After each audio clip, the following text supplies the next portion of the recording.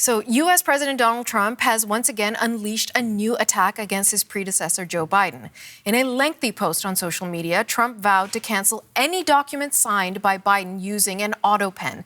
Republicans have claimed that Biden's staff used it to sign executive orders and legislation without his knowledge or consent.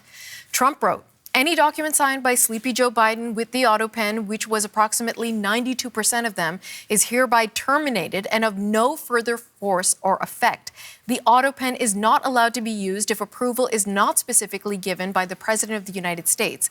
The radical left lunatics circling Biden around the beautiful Resolute desk in the Oval Office took the presidency away from him. I am hereby canceling all executive orders and anything else that was not directly signed by crooked Joe Biden, because the people who operated the autopen did so illegally. Joe Biden was not involved in the autopen process, and if he says he was, he will be brought to charges on perjury.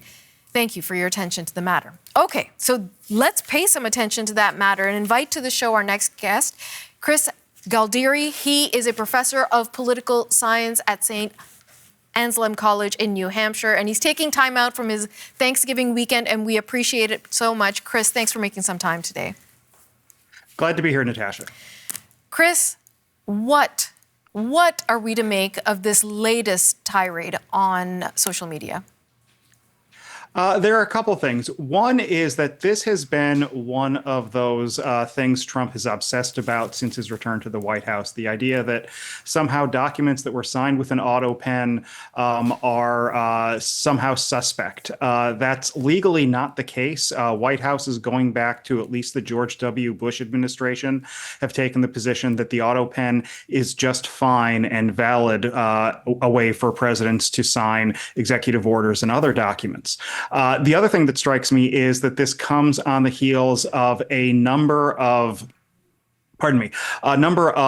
news articles going into Trump's own health and stamina and questioning whether he is able to maintain the level of energy and that sort of thing that's necessary to serving as president. And so it's not surprising that in the wake of that, he goes after the autopen as a way of going after one of his favorite targets, Joe Biden, as having been too sleepy, too decrepit, it's too old, et cetera, to have served as president.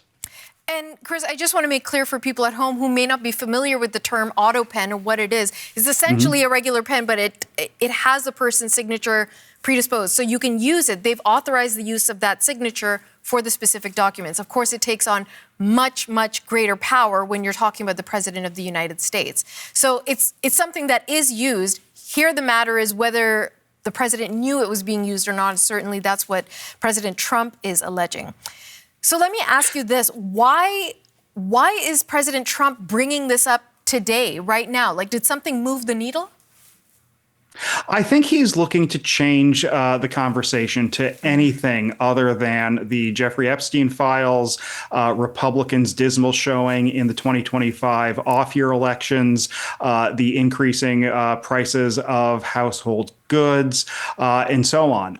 The last month or so has really seen the reality of Trump's second term coming to a head, which is that he has not been able to move the needle on the single issue, affordability, that really propelled him back into the White House. And I think in the face of that criticism, in the face of the realization that, oh, wow, he wasn't able to just press a button on the president's desk and lower prices on day one, he's trying to go back to these things that have worked for him in the past. Chris, let's talk about the validity of President Trump's accusations. So we know that this has been an issue. Anything that Biden has done, President Trump generally goes after. But I'm thinking to the book that came out earlier this year, Original Sin, co-authored by two veteran political journalists in the United States. And while they did not come out and say the autopen was abused by any of the other members of the president's staff, they did demonstrate considerable evidence, including from Democrats, that the President Biden's acuity was diminished. And therefore, it's not altogether clear how many decisions he was making when it came to executive orders or to legislation or what is described as the realpolitik around him, these very close family members and advisors who were protecting him from the public gaze. That's what the book alleges. So what is the reality of whether the autopen might have been used inappropriately? Well, I think the issue here is that we don't actually have any direct evidence that the autopen had been used inappropriately.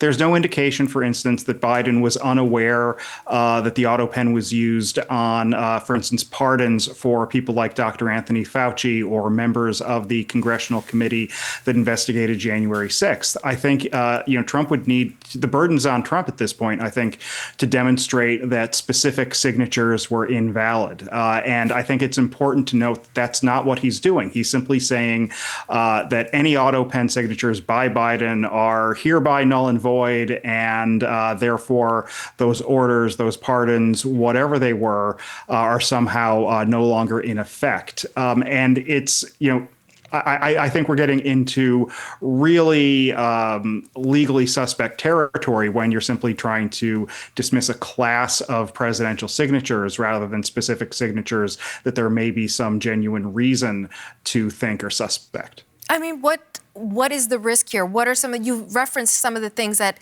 could be removed. Who's at risk? What's at risk if the president follows through with this? Well, that's a great question because we don't actually, know what he's going to do next. Right. Is he going to have his Department of Justice try to bring charges against people who were pardoned under Biden, for instance? If that were the case, those folks would then have their day in court and be able to say, look, I've got a pardon from the president. You need to rule on whether it's valid or not. And I think most courts probably don't want to go down the path of trying to determine whether a presidential signature on a pardon or other document is valid or not. In the case of things like executive orders, Trump can simply override an executive order that one of his predecessors, issued. He doesn't need to get into the nature of whether it was an individual signature, an autopen signature, or anything like that. So this is, again, I think really less about trying to lay a case for legal challenges than it is about Trump trying to get folks back to one of his favorite topics, which is Joe Biden and the fact that Americans had largely given up on him and his presidency in the run-up to the 2024 election. Chris Galdieri, very good to get your perspective on this story today. Thank you again for making some time for us. Say thank you to your family. Happy Thanksgiving. Thank you. Thank you very much.